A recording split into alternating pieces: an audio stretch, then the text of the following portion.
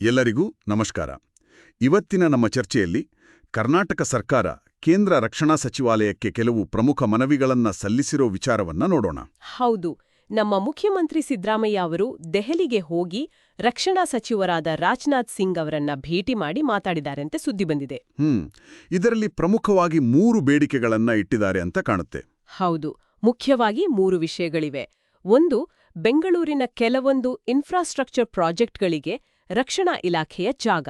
ಸರಿ. ಆಮೇಲೆ ರಾಜ್ಯದಲ್ಲಿ 2 ಡಿಫೆನ್ಸ್ ಇಂಡಸ್ಟ್ರಿಯಲ್ ಕಾರಿಡಾರ್ಗಳ ಸ್ಥಾಪನೆ. ಓಕೆ. ಮತ್ತೆ 3ನೇದಾಗಿ ನಮ್ಮ ಮೈಸೂರು ದಸರಾದಲ್ಲಿ ಏರ್ಫೋರ್ಸ್ನಿಂದ ಏರ್ ಶೋ ನಡೆಸೋಕೆ ಅನುಮತಿ. ಸರಿ. ಹಾಗಾದ್ರೆ ಈ 3 ಮನವಿಗಳ ಬಗ್ಗೆ ನಾವು ಒಂದೊಂದಾಗಿ ಸ್ವಲ್ಪ ಬಿಡಿಸಿ ನೋಡೋಣ. ಮೊದಲಿಗೆ ಬೆಂಗಳೂರಿಗೆ ಬೇಕಾಗಿರುವ ಜಾಗದ ವಿಷಯ. ಹೌದು. ಸುಮಾರು ಒಂದು 15 ಎಕರೆ ಅಂತ ಹೇಳ್ತಾ ಇದ್ದಾರಲ್ವಾ, ಇದು ಯಾವುದಕ್ಕೆ ಬೇಕಾಗಿರೋದು? ಹೌದು. ಒಟ್ಟು ಒಂದು 15.236 ಎಕರೆ ಜಾಗವನ್ನ ಕೇಳಿದ್ದಾರೆ. ಇದನ್ನ 3 ಬೇರೆ ಬೇರೆ ಪ್ರಾಜೆಕ್ಟ್ಗಳಿಗೆ ಅಂತ ಹೇಳಿದ್ದಾರೆ. ಯಾವ್ಯಾವ ಪ್ರಾಜೆಕ್ಟ್ಸ್? ಈಗ ಹೆಬ್ಬಾಳದಲ್ಲಿ ಒಂದು ಸುರಂಗ ರಸ್ತೆ ಮಾಡ್ತಾ ಇದಾರಲ್ಲ, ಅದರ ರ್ಯಾಂಪ್ಗೆ ಸುಮಾರು 2 ಎಕರೆ ಬೇಕು. ಓ, ಹೆಬ್ಬಾಳದಲ್ಲಿ. ಸರಿ. ಆಮೇಲೆ ಏರ್ಪೋರ್ಟ್ ರಸ್ತೆಯಿಂದ ಸರೋವರ ಲೇಔಟ್ಗೆ ಒಂದು ಲಿಂಕ್ ರೋಡ್, 18 ಮೀಟರ್ ಅಗಲದ ರೋಡ್. ಅದಕ್ಕೆ ಹೆಚ್ಚು ಕಮ್ಮಿ 7 ಎಕರೆ ಬೇಕಾಗಿದೆ. ಓಕೆ, 7 ಎಕರೆ. ಇನ್ನೊಂದು, ನಮ್ಮ ಮೆಟ್ರೋದು 3ನೇ ಹಂತದಲ್ಲಿ ಗೊರಗುಂಟೆಪಾಳ್ಯ ಹತ್ರ ಒಂದು ಡಬಲ್ ಡೆಕ್ಕರ್ ವಯಾಡಕ್ಟ್ ಮತ್ತೆ ಫ್ಲೈಓವರ್ ಬರುತ್ತೆ. ಹೌದು. ಅದಕ್ಕೆ ಒಂದು 7.36 ಎಕರೆ ಜಾಗ ಬೇಕು ಅಂತ ಕೇಳಿದ್ದಾರೆ. ಓ, ಹಾಗಾದ್ರೆ ಇವೆಲ್ಲ ಬೆಂಗಳೂರಿನ ಟ್ರಾಫಿಕ್ ಕಡಿಮೆ ಮಾಡಕ್ಕೆ ತುಂಬಾ ಮುಖ್ಯವಾದ ಯೋಜನೆಗಳೇ ಅಲ್ವಾ? ಖಂಡಿತವಾಗಿಯೂ.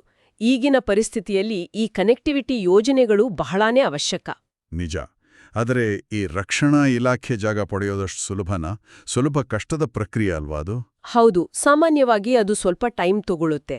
ಯಾಕಂದ್ರೆ ಅವರದೇ ಆದ ನಿಯಮಗಳು, ಪ್ರೊಸೀಜರ್ಸ್ ಇರುತ್ತೆ. ಆದ್ರೆ ಬೆಂಗಳೂರಿನ ಮೂಲಸೌಕರ್ಯದ ಅಗತ್ಯತೆ ಎಷ್ಟು ತುರ್ತಾಗಿದೆ ಅನ್ನೋದನ್ನ ಇಲ್ಲಿ ಒತ್ತಿ ಹೇಳಿದ್ದಾರೆ. ಸರಿ. ಹಾಗಿದ್ರೆ ಮುಂದಿನ ವಿಷಯಕ್ಕೆ ಹೋಗೋಣ. ಈ ರಕ್ಷಣಾ ಕೈಗಾರಿಕಾ ಕಾರಿಡಾರ್ಗಳು ಹೌದು, ಉತ್ತರ ಪ್ರದೇಶ್, ತಮಿಳುನಾಡಿನಲ್ಲಿದೆಯಂತೆ. ಅದೇ ತರ ಇಲ್ಲೂ 2 ಕಡೆ ಮಾಡಬೇಕು ಅಂತ ಕೇಳಿದಾರ? ಕರೆಕ್ಟು. ಉತ್ತರ ಕರ್ನಾಟಕದಲ್ಲಿ ಒಂದು, ದಕ್ಷಿಣ ಕರ್ನಾಟಕದಲ್ಲಿ ಇನ್ನೊಂದು. ಹೀಗೆ 2 ಕಾರಿಡಾರ್ ಸ್ಥಾಪನೆ ಮಾಡಬೇಕು ಅನ್ನೋದು ರಾಜ್ಯ ಸರ್ಕಾರದ ಮನವಿ. ಇದಕ್ಕೆ ಕಾರಣ ಏನ್ ಕೊಟ್ಟಿದ್ದಾರೆ? ನಮ್ಮ ರಾಜ್ಯದಲ್ಲಿ ಈಗಾಗಲೇ ಈ ಕ್ಷೇತ್ರದಲ್ಲಿ ಹೌದು, ಅದನ್ನೇ ಹೇಳಿದ್ದಾರೆ. ಈಗ ನೋಡಿ, ಭಾರತದಲ್ಲಿ ತಯಾರಾಗೋ ಒಟ್ಟು ವಿಮಾನ, ಹೆಲಿಕಾಪ್ಟರ್ಗಳಲ್ಲಿ ಹೆಚ್ಚುಕಮ್ಮಿ 67% ಕರ್ನಾಟಕದಲ್ಲೇ ಆಗೋದು. 67%? ಹೌದು. ಮತ್ತೆ ದೇಶದ ಒಟ್ಟು ಏರೋಸ್ಪೇಸ್ ಇಂಡಸ್ಟ್ರಿಯ ಕಾಲು ಭಾಗ ಅಂದ್ರೆ 25% ಇಲ್ಲೇ ಇದೆ.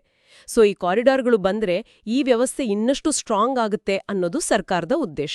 ಇದು ನಿಜಕ್ಕೂ ದೊಡ್ಡ ವಿಷಯ. UP ತಮಿಳುನಾಡು ಮಾಡೆಲ್ ಅಂದ್ರೆ ಅಲ್ಲಿ ಏನಾದ್ರೂ ವಿಶೇಷ ಇದೆಯಾ? ಬಹುಶಃ ಅಲ್ಲಿ ಸ್ಥಳೀಯವಾಗಿರೋ ಸಣ್ಣಪುಟ್ಟ ಕೈಗಾರಿಕೆಗಳನ್ನ, MSMEಗಳನ್ನ ಈ ಡಿಫೆನ್ಸ್ ಸಪ್ಲೈ ಚೈನ್ ಜೊತೆ ಜೋಡಿಸಿಲೋ ರೀತಿ ಇದೆಯಲ್ಲ, ಅದನ್ನ ಇಲ್ಲೂ ಅಳವಡಿಸ್ಕೊಳ್ಳೋ ಪ್ಲಾನ್ ಇರಬಹುದು. ಓ, ಸರಿ. ಅದರಿಂದ ಸಣ್ಣ ಉದ್ದಿಮೆಗಳಿಗೂ ಲಾಭ ಆಗತ್ತೆ. ಖಂಡಿತವಾಗಿಯೋ. ಒಟ್ಟಾರೆ ರಾಜ್ಯದ ಇಕಾನಮಿಗೆ ಇದೊಂದು ದೊಡ್ಡ ಬೂಸ್ಟ್ ಕೊಡಬಹುದು. ಓಕೆ. ಇನ್ನು 3ನೇ ಮನವಿ, ನಮ್ಮೆಲ್ಲರ ಹೆಮ್ಮೆಯ ಮೈಸೂರು ದಸರಾ. ಹೌದು. ಅಲ್ಲಿ ಏರ್ ಶೋಗೆ ಪರ್ಮಿಷನ್ ಕೇಳಿದ್ದಾರೆ ಅಂತ. ಹೌದು. ಪ್ರತಿ ವರ್ಷದ ಹಾಗೆ ಈ ಸಲನೂ ವಾಯುಪಡೆಯ ಸೂರ್ಯಕಿರಣ್ ಮತ್ತೆ ಸಾರಂಗ್ ಏರೋಬ್ಯಾಟಿಕ್ ತಂಡಗಳಿದಾವಲ್ಲ, ಹೌದಾ, ಫೇಮಸ್ ಅವು. ಆ ತಂಡಗಳಿಂದ ವೈಮಾನಿಕ ಪ್ರದರ್ಶನಕ್ಕೆ ಅನುಮತಿ ಕೊಡಿಯಂತೆ ಕೇಳಿದ್ದಾರೆ. ಇದು ಹೊಸದೇನಲ್ಲ. ಮುಂಚೆ 2017, 2019, ಆಮೇಲೆ ಹೋದ ವರ್ಷ ಅಂದ್ರೆ 2023ಯಲ್ಲೂ ಈ ಶೋಗಳು ನಡೆದಿದೆ. ಹೌದು, ನೋಡಕ್ಕೆ ತುಂಬಾ ಚೆನ್ನಾಗಿರುತ್ತೆ. ದಸರಾ ಸಂಭ್ರಮಕ್ಕೆ ಇನ್ನೊಂದು ಮೆರುಗು ಕೊಡುತ್ತೆ ಅದು. ಖಂಡಿತ. ಇದು ಬರೀ ಒಂದು ಎಂಟರ್ಟೈನ್ಮೆಂಟ್ ಶೋ ಅಲ್ಲ, ನಮ್ಮ ವಾಯುಪಡೆಯ ಶಕ್ತಿ ಪ್ರದರ್ಶನ ಕೂಡ ಹೌದು. ಜೊತೆಗೆ ನಮ್ಮ ಸಂಸ್ಕೃತಿಯ ಜೊತೆ ಸೇರ್ಕೊಳ್ಳುತ್ತೆ. ಸರಿ. ಈ 3 ಮನವಿಗಳಿಗೆ ರಕ್ಷಣಾ ಸಚಿವಾಲಯದಿಂದ ಯಾವ ತರದ ಪ್ರತಿಕ್ರಿಯೆ ಬಂದಿದೆ? ಈಗ ಸದ್ಯಕ್ಕೆ ಸಿಕ್ಕಿರೋ ಮಾಹಿತಿ ಪ್ರಕಾರ ರಕ್ಷಣಾ ಸಚಿವರು ಪಾಸಿಟಿವ್ ಆಗಿ ಸ್ಪಂದಿಸಿದ್ದಾರೆ ಅಂತ ಮುಖ್ಯಮಂತ್ರಿಗಳೇ ಹೇಳಿದ್ದಾರೆ. ಸೊ ಬೇಗ ಅನುಮೋದನೆ ಸಿಗಬಹುದು ಅನ್ನೋ ನಿರೀಕ್ಷೆ ಇದೆ. ಹಾಗಾದ್ರೆ ನೋಡ್ಬೇಕು. ಅಂದ್ರೆ ಒಟ್ಟಾರೆಯಾಗಿ ಹೇಳೋದಾದ್ರೆ ಬೆಂಗಳೂರು ತರಹದ ದೊಡ್ಡ ನಗರದ ಬೆಳವಣಿಗೆ, ರಾಜ್ಯದ ಇಂಡಸ್ಟ್ರಿಯಲ್ ಆಂಬಿಷನ್ಸ್ ಮತ್ತೆ ನಮ್ಮ ಕಲ್ಚರಲ್ ಹೆರಿಟೇಜ್, ಹೌದು, ಈ 3ಕ್ಕೂ ರಕ್ಷಣಾ ಇಲಾಖೆಯ ಸಹಕಾರ ಬೇಕು ಅಂತ ಕೇಳಿದ ಹಾಗಾಯ್ತು. ಖಂಡಿತ. ಇದನ್ನೆಲ್ಲ ನೋಡಿದಾಗ ಒಂದು ಮುಖ್ಯವಾದ ಪ್ರಶ್ನೆ ಅಥವಾ ಆಲೋಚನೆ ಮೂಡುತ್ತೆ ನೋಡಿ. ಏನ್ ಹೇಳಿ? ಅಂದ್ರೆ ಈ ನಗರಗಳ ಬೆಳವಣಿಗೆ, ಅಭಿವೃದ್ಧಿಯ ಅಗತ್ಯತೆಗಳು ಒಂದು ಕಡೆ, ಇನ್ನೊಂದು ಕಡೆ ದೇಶದ ರಕ್ಷಣೆ, ಅದರ ಅಗತ್ಯತೆಗಳು.